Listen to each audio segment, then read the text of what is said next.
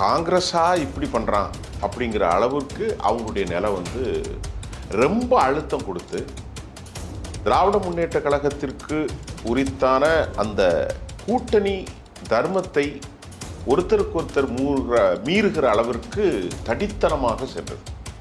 மோடி அமித்ஷா கூட்டணி அனைவரையும் நாசமாக்கி கொண்டிருக்கிற நிலையில் இருக்கிற ஒரு மாநிலமே இதுதான்.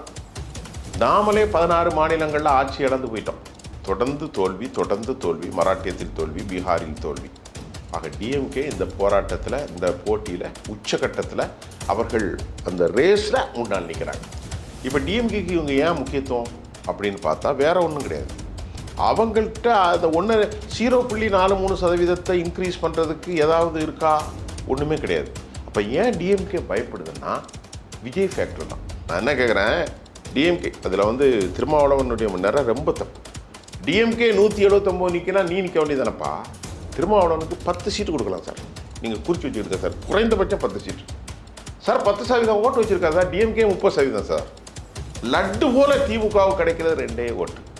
ஒன்று முஸ்லீம் ஓட்டு. அது சில தொகுதியில் 1000 இருக்கலாம், 10,000 இருக்கலாம், 2000 இருக்கலாம், 3000 இருக்கலாம். அதே போன்று அந்த எண்ணிக்கை தான் வெற்றியை தீர்மானிக்கிற எண்ணிக்கை. அதுதான் தீர்மானிக்கும். அதைத்தான் இவனோட ஏமாற்றி திமுக காவு போட்டுக்கிட்டு. அதே மாதிரி திருமாவளவன் இந்த 2 லட்டு மாதிரி கிடைக்கும் சார். பழனிசாமி கடைசி வரைக்கும் கட்சியை காலி பண்ணிடுவான் மனுஷன்.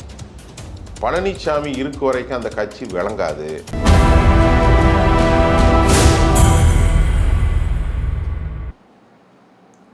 நியூஸ்மேட் நேயர்களுக்கு வணக்கம். இன்றைய நேர்காணலில் நம்மோடு இணைந்திருக்கிறார் மூத்த ஊடகர் திரு சுஃபியான் அவர்கள். வணக்கம். வணக்கம் திரு சார். 2026 தேர்தல், நம்ம ஏற்கனவே தேர்தல் களத்தை பற்றி பேசியிருக்கோம். கண்டிப்பாக இம்முறை வந்து இந்த காங்கிரஸ் திமுகவோட அந்த மோதல் வந்து முடிவடைஞ்சிருக்கு. போன முறையோட இந்த முறை ஒரு 3 தொகுதி அதிகமாக கொடுத்துருக்காங்க. இந்த பக்கம் என்டிஏ கூட்டணி பக்கம் ஒரு இழுபறி நிலையில் இருக்குது. ஒரு பாஜக எடப்பாடிக்கு ஒரு அழுத்தம் கொடுத்துட்டு இருக்கு. ஒரு இலக்கை அவங்க எடுக்கணும்னு ஆசைப்படுறாங்க. நியர்லி 60 கேட்குற மாதிரி ஒரு செய்தி இருக்குது. எப்படி நகரப்போகுது இந்த தேர்தல்? என்டிஏ வெர்சஸ் திமுக அல்லது தாவேகா, எப்படி பார்க்குறீங்க இதெல்லாம்? சரி, இப்போ இது நல்ல அருமையான ஒரு கேள்வி. அதாவது ஒட்டுமொத்த தமிழ்நாட்டுடைய அரசியல் பெர்செப்ஷன் எப்படி இருக்குது, இந்த மாதிரி அது அந்த ஒரு கேள்வியில் நீங்கள் சொல்லிட்டீங்க. அதில் ஒரு ஆளை விட்டுட்டீங்க.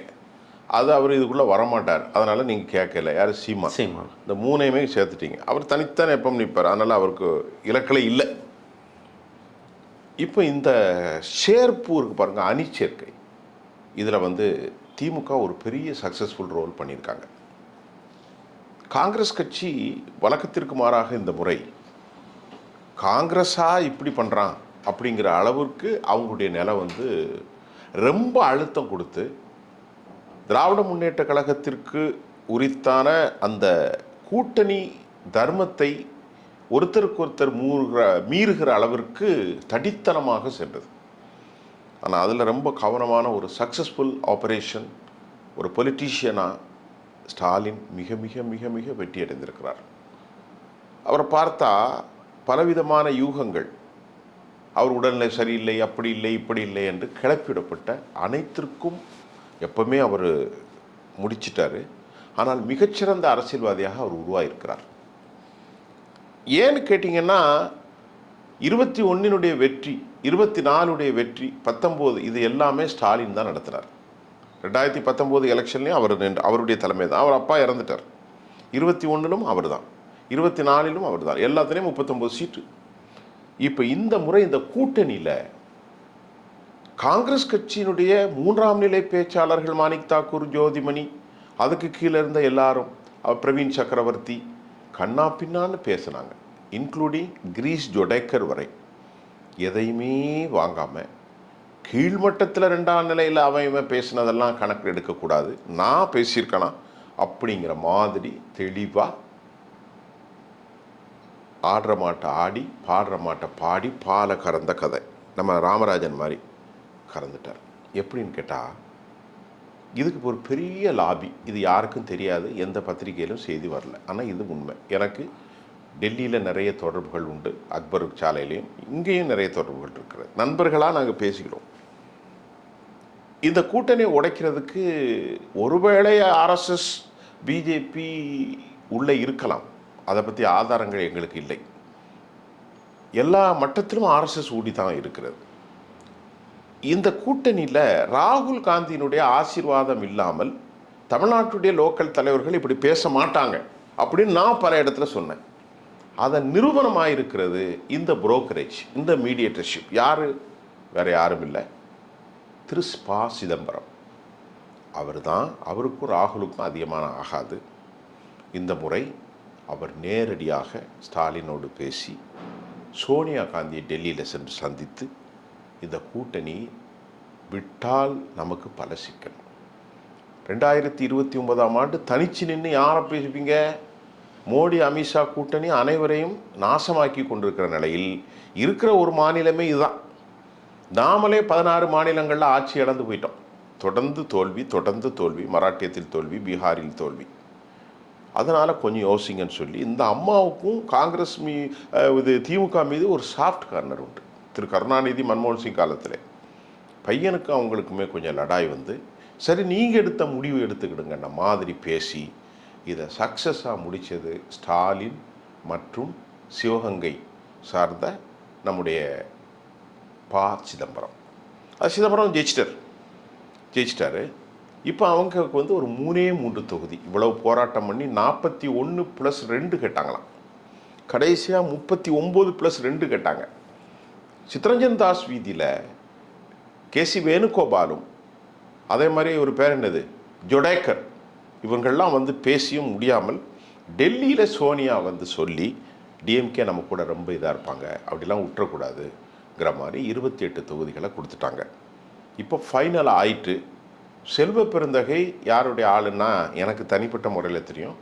அவர் எப்போதுமே இவருடைய தொழில் பார்ட்னர். யாருடைய பார்ட்னர்? சிதம்பரத்தோடு. அவருக்கு இவருக்கும் சில தொழில்கள்லாம் நடந்துச்சு. என்னுடைய நண்பர் ஒருத்தர் தான் அவருக்கு உதவி செஞ்சார். அவர் இப்போ இறந்து போயிட்டார். வெளிநாட்டிலிருந்து இறக்குமதி செய்யப்பட்ட ஏராளமான நிலக்கரிகளை இவர் வாங்கி பர்னஸுக்கு சப்ளை பண்ணக்கூடிய அளவுக்கு ஒரு தொடர்பு உண்டு.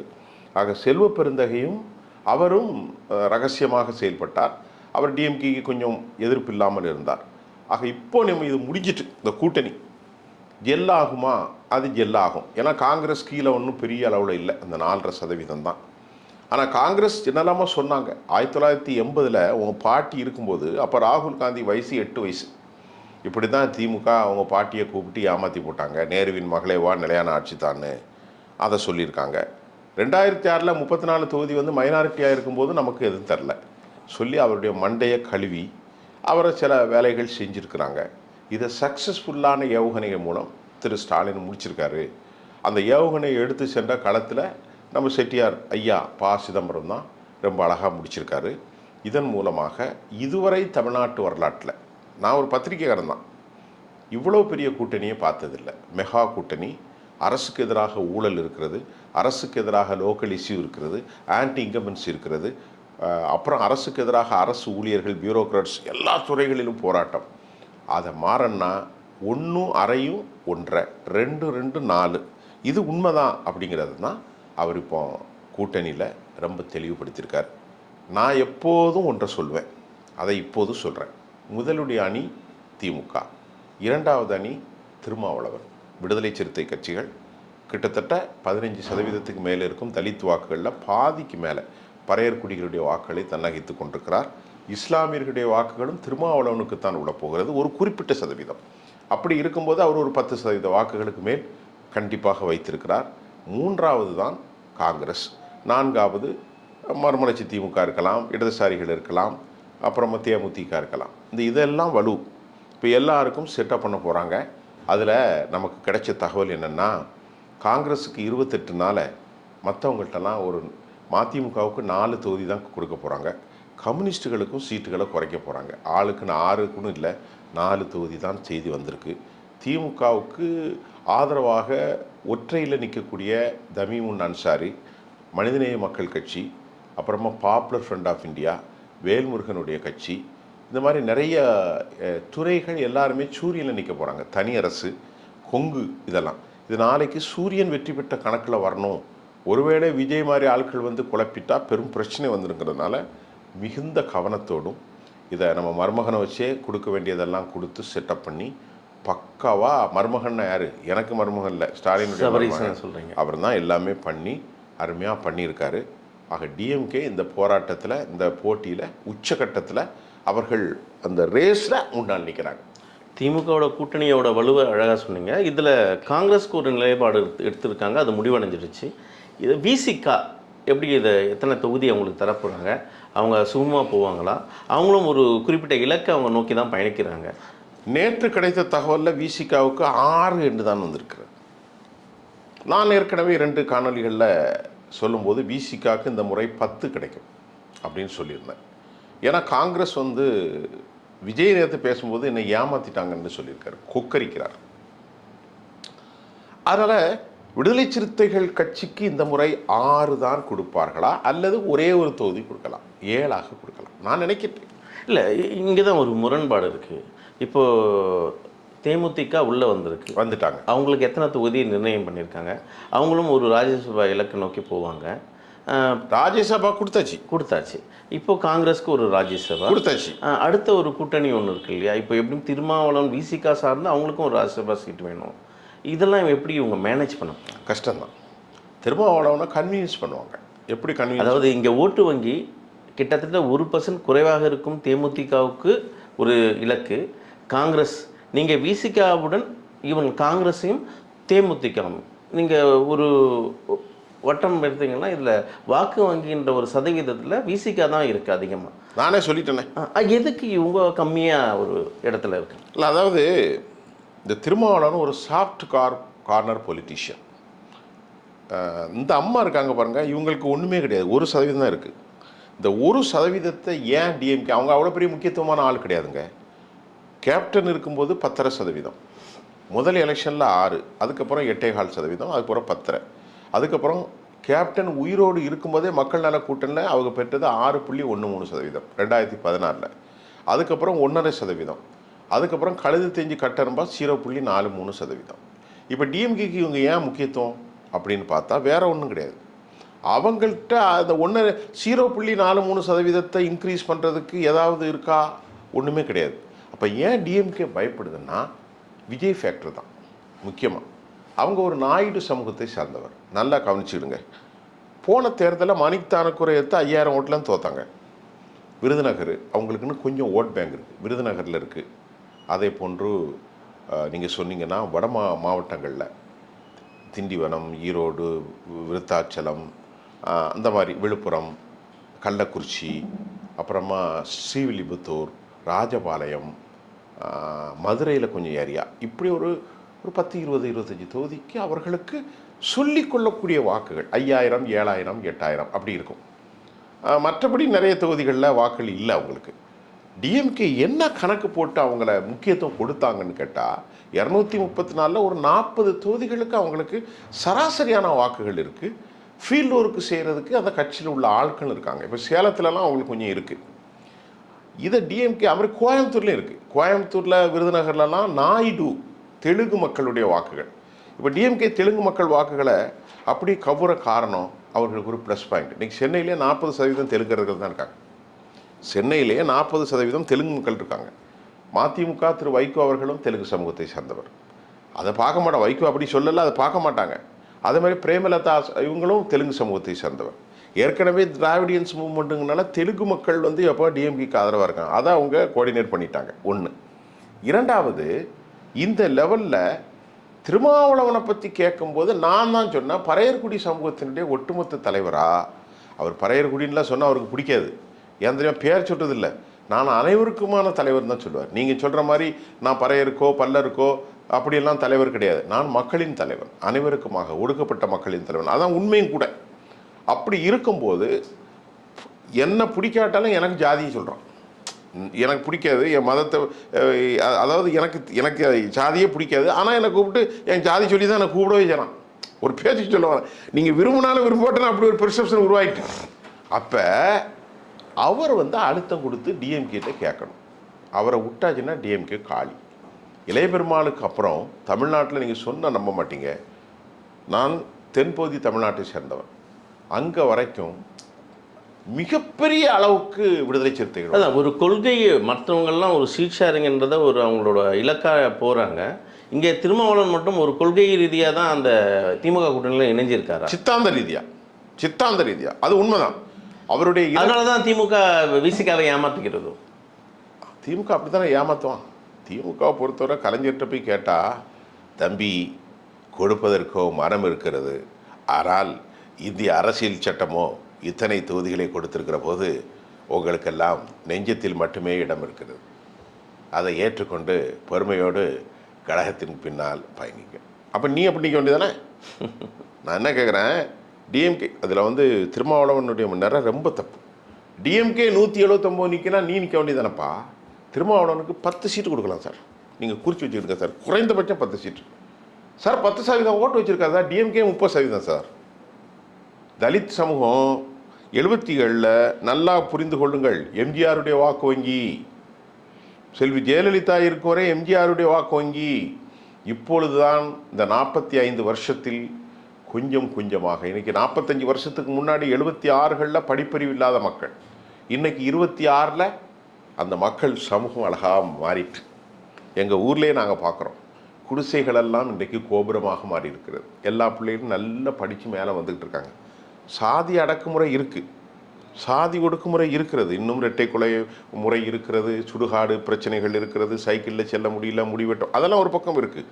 இருந்த போதிலும் 76ல் பார்த்த தமிழ்நாட்டிலிருந்து இன்றைக்கி தலித் சமூகத்துடைய வாழ்க்கை மிக பிரபலம்.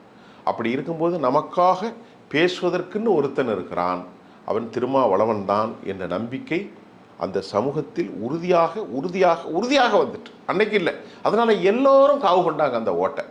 இன்றைக்கி டிஎம்கே ப்ளஸ் பாயிண்ட். அதை என்ன சொல்லணும், திரும்ப ஸ்ட்ராங்காக பேசணும்.